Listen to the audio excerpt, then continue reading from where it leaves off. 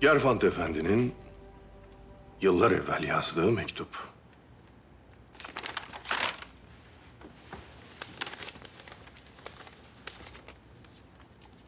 Şarkın ilminden, doğunun gizeminden, İslam olan alakasından bahsediyor. Acaba o alakası hala devam ediyor mu? Geldi mi?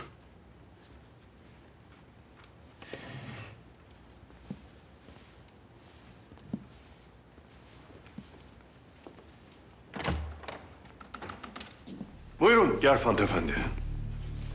Hünkârım, Buyurun oturunuz.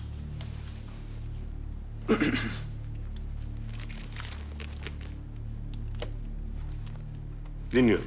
hünkârım şirketin başına atanacak idareciyi tespit ettim. Fethi Efendi isminde biri. Osmanlı'da çeşitli şirketlerde vazifeler yapmış. İşinde mahir biri. Hakkındaki malumat. Tetkik edeceğiz.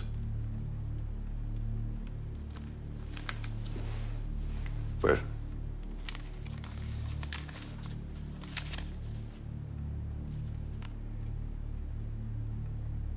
Yıllar yıllar evvel.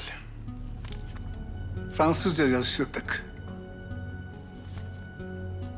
Tasavvufa merakınız vardı. Hala devam ediyor mu? Vaktiyle alakadar olmuştum. Maalesef işler oraya girdi. Hünkârım, satranca alakanız olduğunu duymuştum. Hediyemdir. Arzu buyurursanız rakibiniz de olabilirim. Kalelerin yıkıldığı, atların öldüğü, vezirlerin bir hiç uğruna feda edildiği, sadece şahın yaşamasına ve kazanmasına müsaade eden bir oyun. İsterseniz sizinle başka bir satranç oynayalım. Ariflerin satrancı.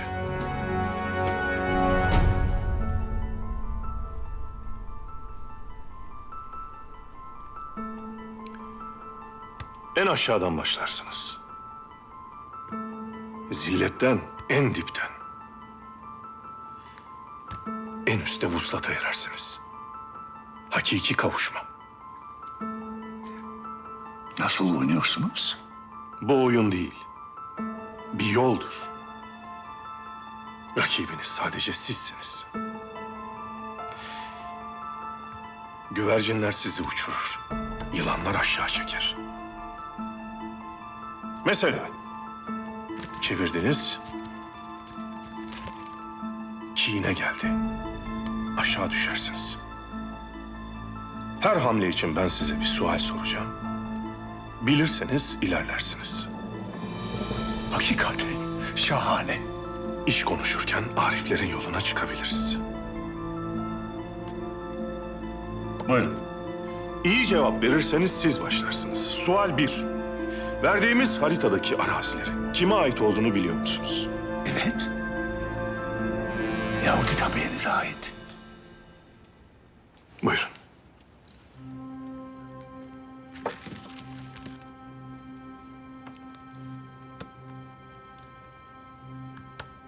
Doğruluktan başlayacaksınız. Selim Paşa'nın bizim karşımıza çıkmaması iltimas için değildi. Peki niçindi? O arazileri Yahudilerden sizin daha kolay alacağınızı düşündüğüm için.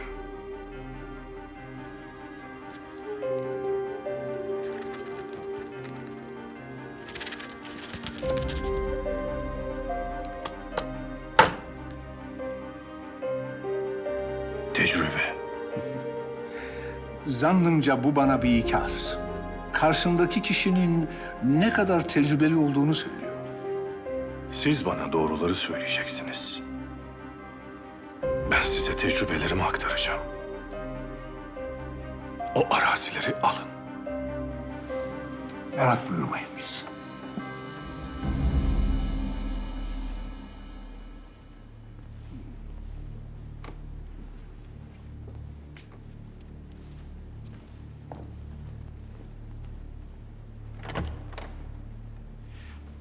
Hünkârım, Yahudilerin arazileri Alman şirketinin olacak.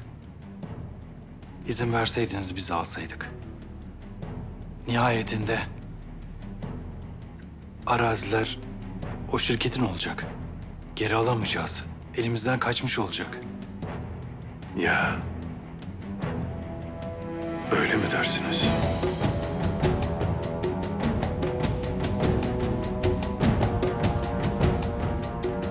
Abdülhamit, zeki sanıyorsun kendini. O toprakları Yahudilerden alıyorsun ama bana veriyorsun.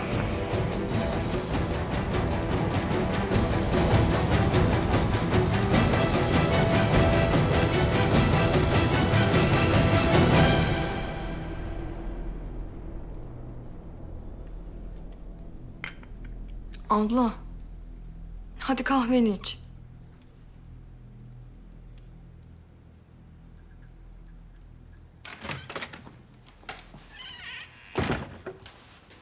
Kalk Hatice'm. Kalk. Gel. Kendi gözlerinle gör. Çünkü biz sana ne söylesek inanmıyorsun. Ne oldu?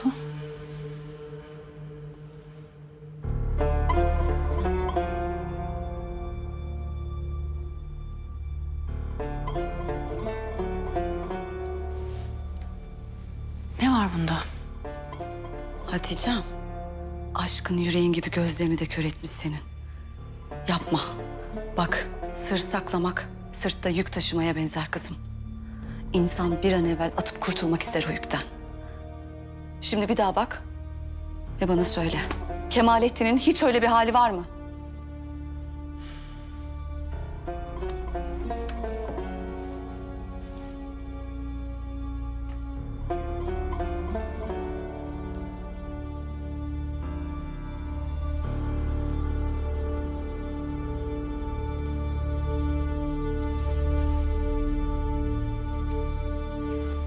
Gelinlik modelleri için mecmualara baktık bugün. Ama ben hangisini seçeceğime bir türlü karar veremedim. Neyse ki Hatice Sultan imdadıma yetişti. Nasıl yani? Gelinliğimi kendi elleriyle dikmeyi teklif etti. Ne güzel öyle değil mi? Tabii. Siz öyle uygun gördüyseniz. Paşam, bugün iyi görünmüyorsunuz. Bir derdiniz mi var? Sultanım.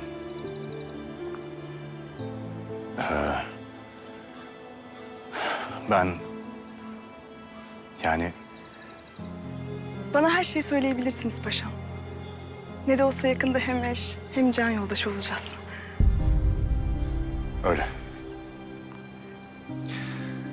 Sultanım, müsaadenizle. Hünkârımızın verdiği mühim bir vazife için gitmem gerekiyor. Elbette.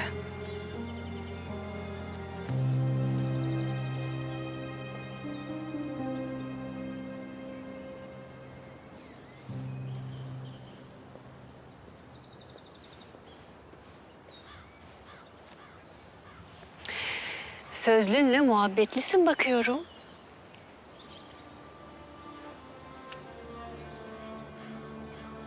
Naime, güzel kızım bir şeyin mi var? Benim heyecanımın aksine Kemalettin pek bir durgun validem. Düğünümüzle alakalı tek bir kelam bile etmiyor.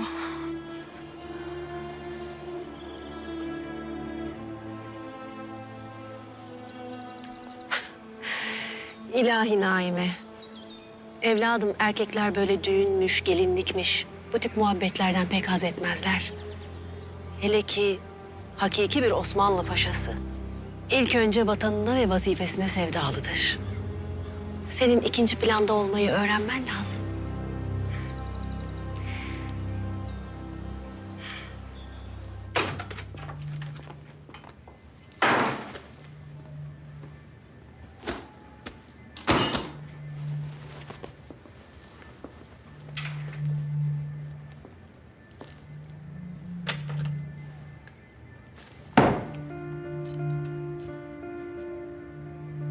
İş iyice karışıyor Marco.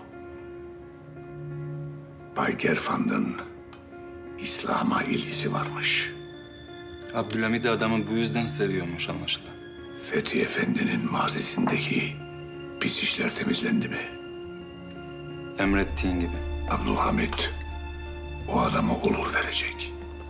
Hukuk bizim yanımızda. Bu işi öyle bir ustalıkla yapacağız ki Fethi Efendi'yi kabul ederken Abdülhamit kendisini güvende hissedecek. İşlerin başına Fethi Efendi geçince de bütün usulsüzlükler ona yıkılacak. Biz de paçayı yırtacağız. Ben anlamıyorum.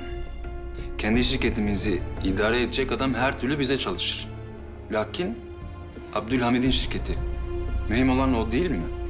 Selim Paşa'yı ele geçirmeden bu iş zor. Getirdiğimiz adamlara haber sal. Ha sen sakın bulaşma.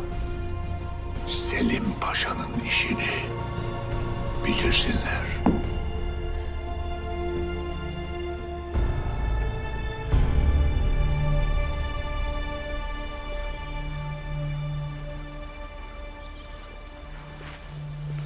Seniha Sultan.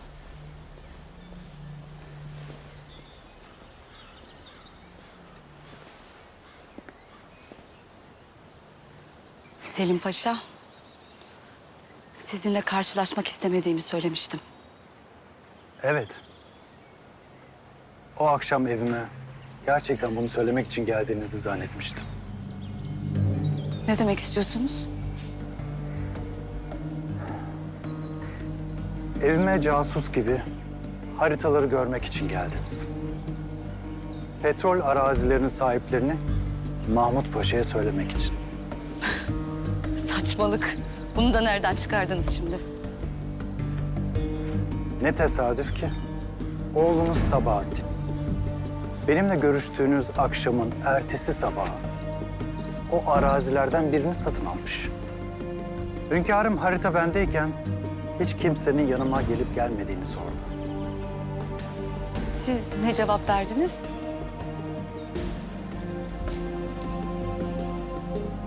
Hiçbir şey. Sizden uzak kalmam hususunda beni ikaz etmekte haklıymışsınız. Hayırlı günler dilerim.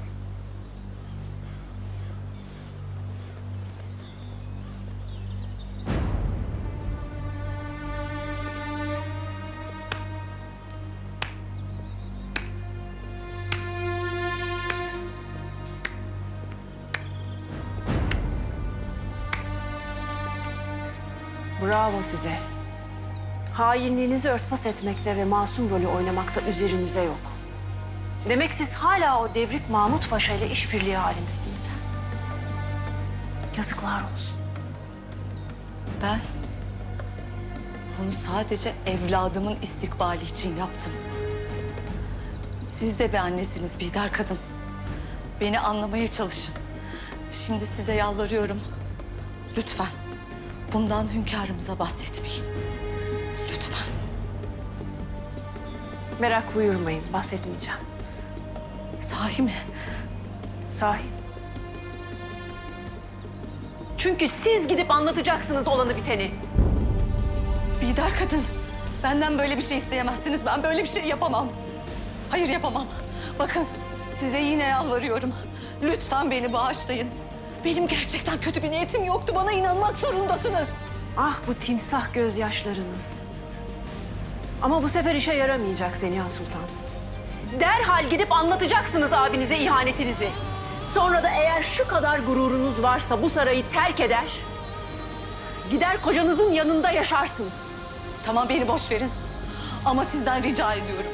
En azından oğluma acıyın. En azından. Sizin için zerre kadar acıma hissi yok içimde. Siz yaptıklarınızın hesabını vermekte geç bile kaldınız.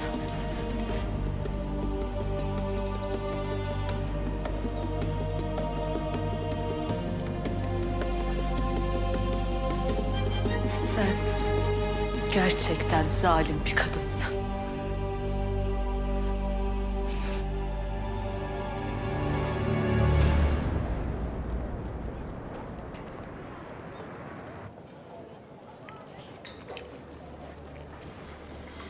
Barbus'un emri. Yahudileri toprakları Alman şirketine satmak hususunda ikna etmeni istiyorum. Biz arz-ı mevuttan toprak almaya çalışıyoruz. Satılık toprağımız yok. Barbus senin ne istediğini çok iyi biliyor. Ve rica etmiyor, emrediyor. Saçmalık bu. Resmen saçmalık. Herzl, yaklaş. Şu Alman şirketi padişaha değil, global monarşiye çalışacak. Sen sadece Yahudileri ikna etmeye çalış. Sonunda bütün Osmanlı bizim olacak. Hiçbir şey anlamıyorum. Senin anlayacağın tek şey şu. Her birimizin tek tek çıkarları yok. Tamam mı? Parvuz'a kazandıracak her şeyi bize kazandıracak. Şimdi git o arazileri sattır.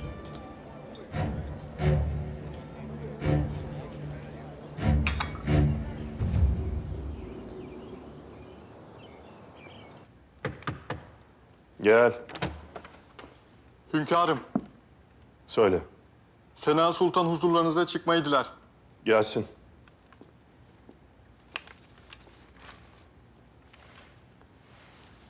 Gel sen ya.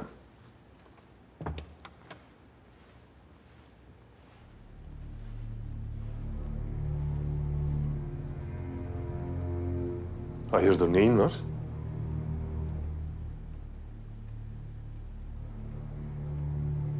Asker dışarı.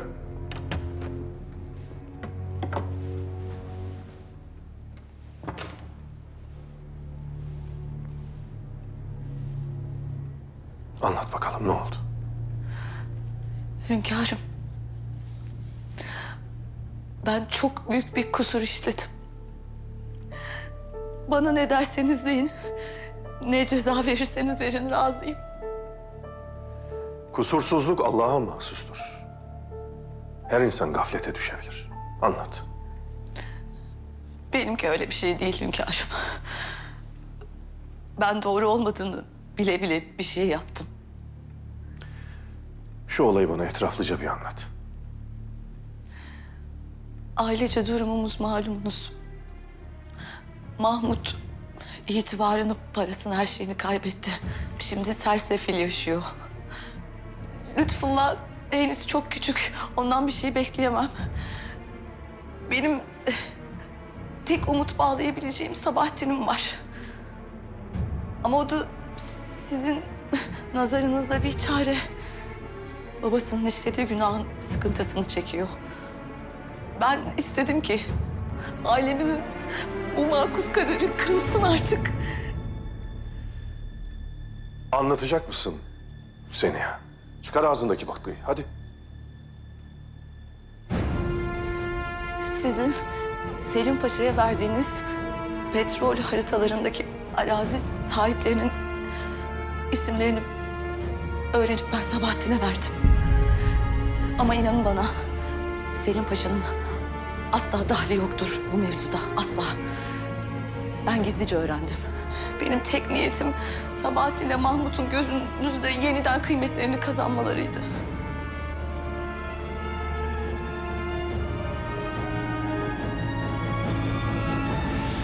Petrol şirketini Selim Paşa'ya kaptırdık. Şimdi de başka biri Alman şirketin başına geçecek. Kim? Fethi Efendi. Fethi Efendi mi? Tanıyor musun? Ciğerini bilir. Altın tüccarı, tefeci, kalpazan. Benim bu bildiklerimin üstüne bir de bilmediklerimi ekle. İşte karşına eksiksiz bir Fethi Efendi. Senin bu bildiklerini Sultan dayın bilmiyor mu? Sen babanı fazla küçük görüyorsun, hafife alıyorsun. Yani pederim. Elmas çamura düşmeyle kömür olmaz. En değerli hazinelerse en izbe, en metruk evlerde bulunurlar. Bunları sakın unutma evladım. Abdülhamit Han. Abdülhamit Han. Bir tefeciyle ne işi olur? Üstelik Fethi Efendi bütün işlerini de aracı kullanarak yapar. İyi. Sultan dayın bunu bilmiyorsa da yakında öğrenir zaten. İşte Sultan dayın bu Fethi Efendi'nin ne kadar düzenbaz olduğunu öğrenmeden önce bizim bu havadisi gidip Abdülhamit'e vermemiz gerekir. Seni saraya almazlar. O halde saraya sen gideceksin. Sultan dayının huzuruna çıkacaksın ve ona diyeceksin ki pederimin size vereceği çok mühim havadisler var. Olmaz. Seninle görüştüğümü kendi dilimle ilan edip Sultan dayımın hiddet oklarını üzerime çekemem. Sebahattin. Kim o? Yaveri Şehriyari. Beni burada görmeseler de iyiydi. Ben neyin derdindeyim, sen neyin derdindesin? Abdülhamit yarım kalmış işini bitirmek için cellatlarını yollamış. Ne istiyorsunuz? Niçin geldiniz? Saraydan davet var. Açın kapıyı.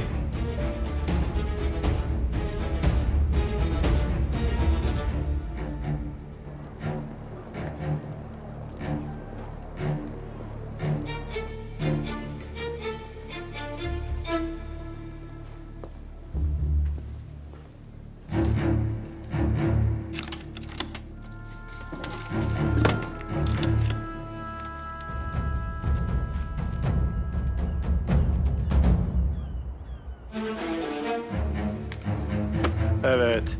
Dinliyorum Söğütlü. 2 tane Fransız, 3 tane de Alman. Bu İngilizlerin kaç tane posta şirketi var? 2 tane.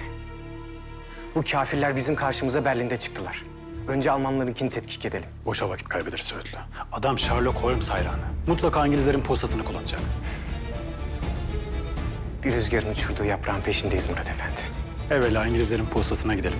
Bir şey çıkmazsa sonra da Almanlara gideriz. Ha? Hem senin de gönlün olmuş olur. Hadi. Olur.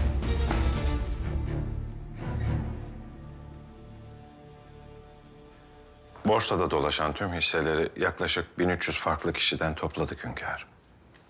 Yekünü bu mu? Evet hünkâr. Maşallah. Takdire şayan. Gel. Hünkârım, Şehzade Abdülkadir Efendi huzurunuza gelmeyi isterler. Gelsin.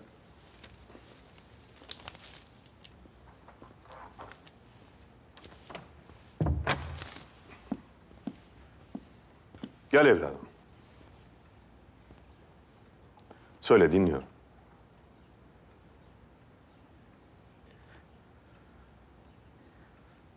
Hünkârım, yalnız konuşsak.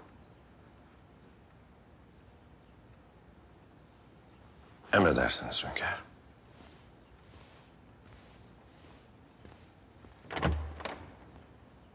Asker dışarı.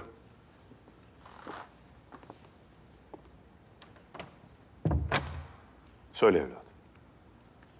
Valideme benim için para vermişsiniz. Lakin ben para istemiyorum. İzin istiyorum. Niçin? Buradan ayrılmak için. Bu saray, bu duvarlar bizi korur sanırlar. Lakin bu saray ve bu duvarlar devleti korur. Sizin aramızda ördüğünüz duvar kimi korur?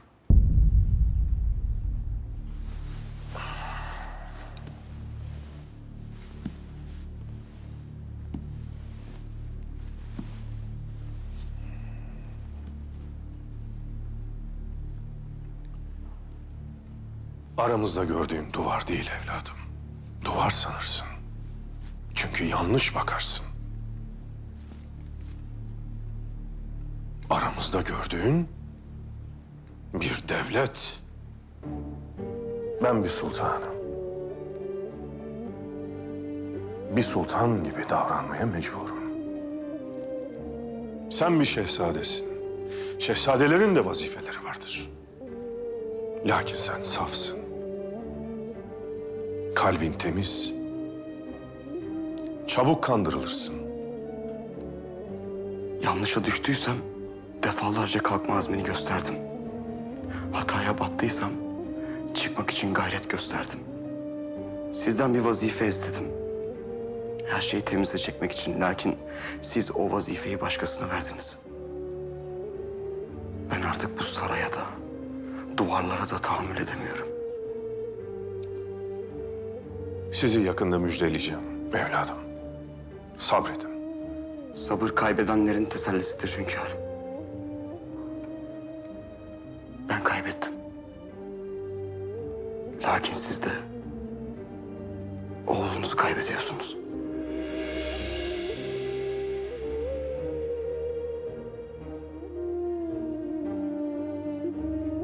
İzninizle.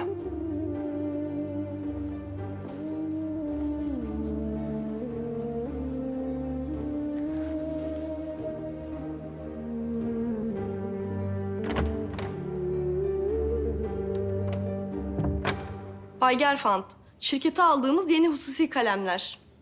Patronumuz Bay Gerfant. Beyler, sizlerden istediğim tek şey Osmanlı'ya ve padişaha sadık olmanız. Olur ya, biz fark edemeyiz. Yaptığımız bir iş Osmanlı'nın huzurunu kaçıracak olur. Beni ikaz edin.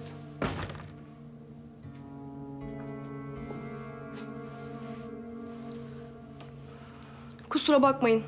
Kapıyı açık unutmuşum. Tamam, çıkabilirsiniz. Buyurun.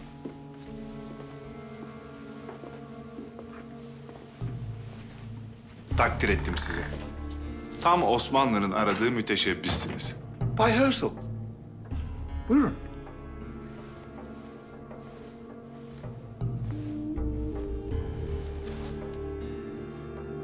Size Musul'daki toprakları satın alabileceğinizi söylemeye geldim. Bu ani karar değişiminizin sebebi? Sevdiğim bir arkadaşımın ricası. Onu kıramadım. Sana güvenebileceğimi söyledi. Bu bizi de mutlu etti, emin olun. Lakin bunu söylemek için zahmet etmenize lüzum yoktu. Topraklarımızı alacak kişiyi daha yakından tanımak istedim. Bay Gerfant, siz kimsiniz? Neden Abdülhamit için çalışıyorsunuz? Tecrübeli bir Alman iş adamıyım. Peki, neden Abdülhamit? Eski bir dostluğum var. Sizden dostluğunuzu satmanızı istesem? Fiyatı yok. Lakin merak etmeyin. Ben de bir Yahudiyim. Öyleyse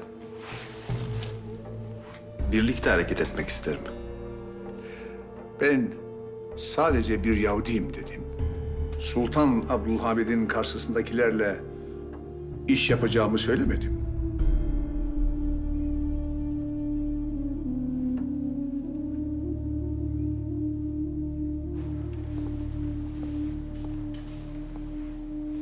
Bir evrak alsaydık karakoldan tetkik için. Ne evrağı lan? Hafiyeyiz biz, hafiye.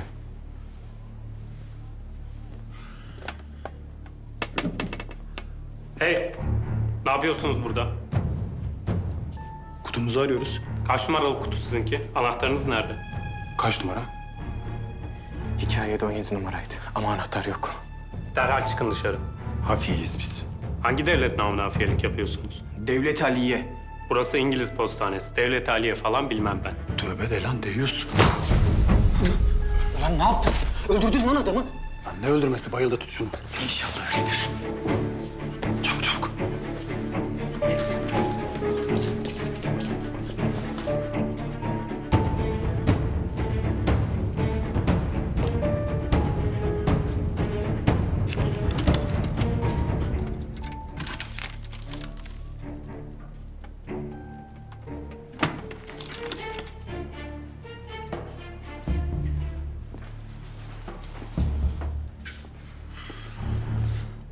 Alman postanesine gitmeye lüzum kalmadı. Yürü hadi.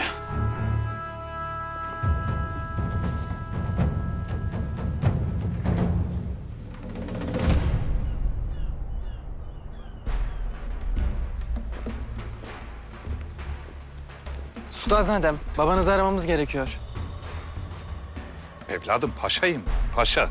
Hadi sultanın huzuruna girecek olsak tamam ara. Saray bahçesine girmek için de adam mı aranırmış? Bağışlayın. Görüyorsun değil mi Sebahattin? Bir zamanlar paşa olarak girdiğim bu kapıdan şimdi bir eşkıyaymışım gibi aranarak girmek zorunda kalıyorum. Cık, cık, cık. Bitti mi? Bitti. Fesin altına da bak belki bir şey bulursun. Tövbe estağfurullah. Çekil. Hasret kaldım Sebahattin. Bu ihtiras kokusuna, bu yumuşak halılara, bu zirveye çıkan merdivene hasret kalmışım Sebahattin. Nöbetçiler, biraz kötü oldum. Müsaade etseniz. Bu duruma biz nasıl geldik? Bizi bu vaziyete kim soktu Sebahattin? Oysa ben masumdum.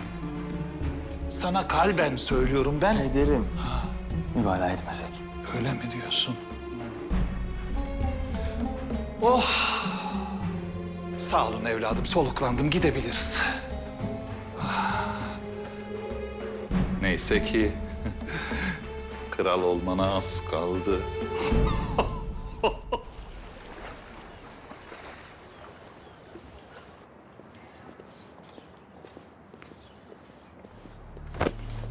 Sineğe bak sen. Hop lan hop. Bana mı dedin? Sana dedim ben. Seni sinek gibi ezerim. Bana bak. Ben senin gibi lafını bilmeden sallayan çok adam gördüm. Sonra kadınlar hamamına bohça taşıdılar.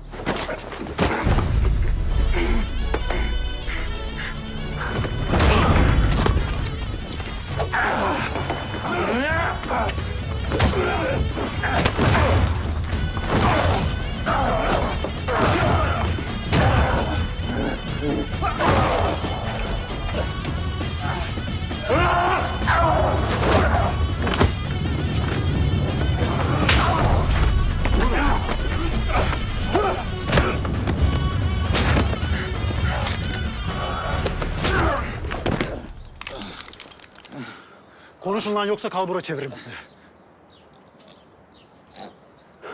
Konuş!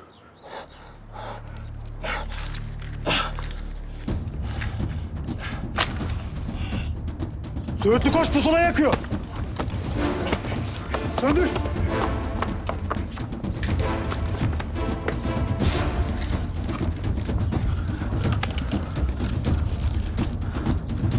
Aferin lan Söğütlü.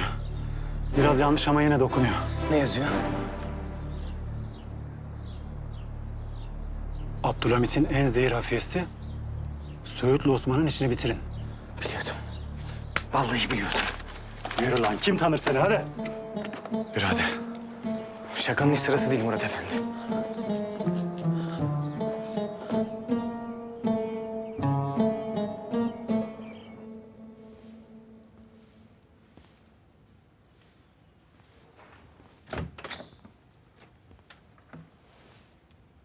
Tahsin Paşa, Tahsin Paşam, Tahsin Paşam.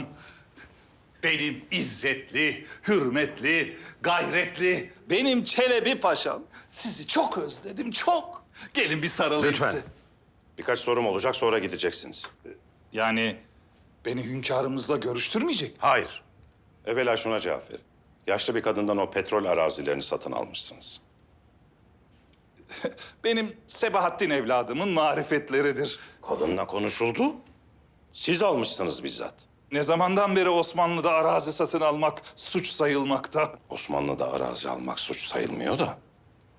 O arazilerde petrol olduğu bizim Selim Paşa'yı sınamak için verdiğimiz haritalarda yazıyordu. Merak ettiğimiz husus şu. Siz nereden öğrendiniz? Nasıl söylesem bilmem ki. Artık beni her şeyi anlatmaya mecbur bıraktınız. Bu Selim Paşa sağda solda etrafta önüne gelenle konuşmaktaymış. Elinde bir arazi haritası olduğunu, bunu satmak istediğini, almak isteyen olup olmadığını sormaktaymış. Beni de seven bir zat gelip bana söyledi. Durum bu. Tamam, tamam. Bir dakika Tahsin Paşam, bir dakika. Tahsin Paşam, özür dilerim. Ben size bir havadis versem, siz bu havadisi hünkârımıza götürüp söyleseniz... Buyurun. O halde ben sanki siz hünkârımızmışsınız gibi... Yani misalen sanki siz hünkârımızmışsınız gibi şimdi size havadisi vereceğim. Sizden ricam noktasına işaretine dokunmadan hünkârımıza bu bilgiyi vermeniz. Başlıyorum. Siz hünkârımızsınız. Hünkârım, Allah ömürler versin, Allah ömürler versin, Allah ömürler versin hünkârım. Geceleri zindan, gündüzleri ise çölde perişan. Rezil, zelil bir durumdayım. Sefalet bir yaşam sürmekteyim hünkârım. Yetmedi mi bu kahrım? Yetmedi mi bu kahrım hünkârım? Ben ki halkımızın mutluluğu için çalışmış bir insanım.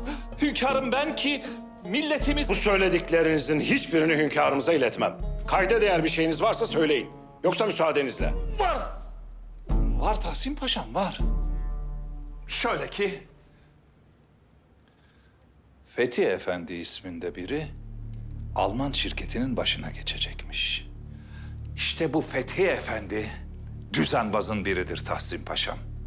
Sizin kayıtlarınızda ne kadar çıkar bilemem ama bu Fethi Efendi tefeci. Aynı zamanda da kalpazandır. Benden size söylemesi, bu Fethi Efendi denilen zatı sarayın kapısının önünden bile geçirmeyiniz. Peki.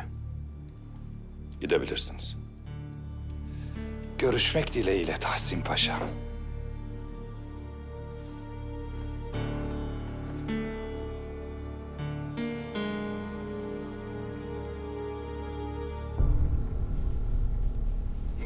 Nöbetçiler. Ah, birdenbire çok başım döndü evladım, çok başım döndü. Şu kilere insek de bir tuzlu ayran içebilsem. Buyurun gidelim. Ah, sağ olun. Sağ olun evladım.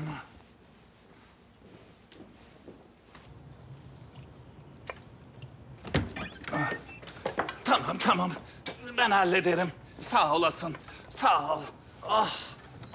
Ah, nasıl başım döndü. Yıldızlar uçuştu, kuşlar uçuştu. Aman, aman, aman, aman. Aman, yıldızlar, kuşlar. Kaşarlar, sucuklar. Ah. Şuraya bir oturayım evladım ben bir soluklanayım. Aman. Birden başım dönünce. Of, yıldızlar, kuşlar. Evladım hadi sen bana bir ayran hazırlayıver de kendime geleyim. Çok fena başım döndü. Oo. Bir dinleneyim, soluklanayım. Bir ayran içeyim. Ha. Aman. Oh. Bu da en güzel yoğurt. Yeter mi? Yetmez evladım. Koy biraz daha, çekinme. Ben hünkârımızın misafiri sayılırım. Koy. Yeter. Çırp şimdi. Çırp. Aman fenalaştım. Çırp. Ustan yok mu? Namaza gitti. Öyle mi? Allah kabul etsin. Amin. Ben de tam namaza gidiyordum. Öyle bir fenalaştım, bir tansiyon. Ondan gidemedim. Oldu. Ver. Hiç tasamasa gerek yok. Bu böyle iyi. Oh. Ne kadar da güzel yapmışsın. Aferin. Ya bu böyle şimdi tek başına da olmadı. Yanına bir katık da versen de iyice kendime gelsem. Hadi.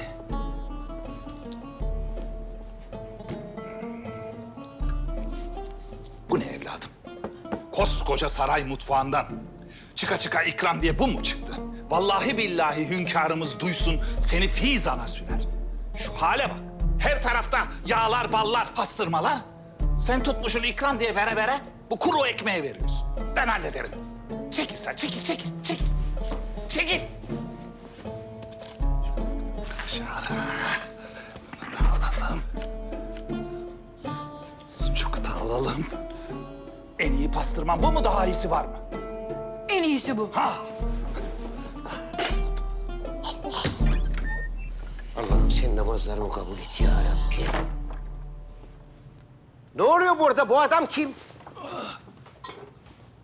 Fadıl Usta, beni tanımadın mı? Ben Mahmut Paşa. Mahmut Paşa. Yahu tam namaza gidiyordum. Birden tansiyonum düştü. Kuşlar, böcekler uçuştu. Kendimi dar attım mutfağa. Sağ olsun evladımız da bir tuzlu ayran yaptı. Kendime geldim. Tansiyonum derken mide fesadı geçirmeyesiniz Mahmut Paşa. Aman Fadıl Usta, atın ölümü arpadan olsun değil mi? Hadi kalın sağlıcakla. Hadi görüşürüz Fadıl Usta. Evladım, sağ olasın. Haydi.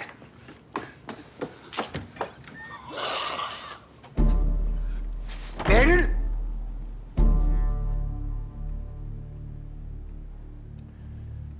Mahmut Efendi bu hallere düşecek adam değildi.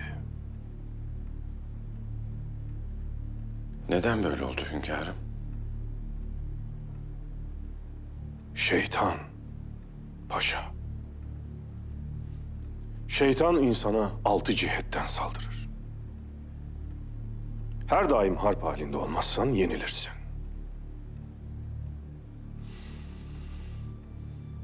Ne diyor Mahmut Efendi? Selim Paşa'nın sağda solda konuştuğunu, kulağına laf geldiğini söylüyor.